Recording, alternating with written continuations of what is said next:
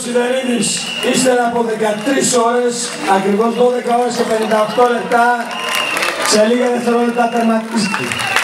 Ο αθλητής από τη Λεκάνη Καβάλας, αθλητής της Σάλωμον Ελλάς, μαζί με το σκύλο του,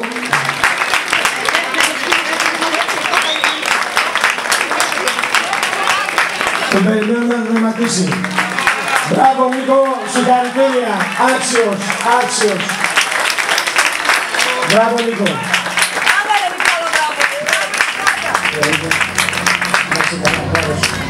Ο Νίκος Περίδης, μας θυμάμαι την παρουσία του πολλά χρόνια με τον προπονητή του εδώ, αγκαλιές και φιλιά, νησιακές στιγμές, 12 ώρες 58 λεπτά.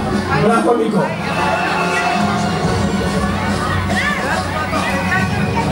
Ένα μεγάλο χειροκρότημα το Σιδερίδη.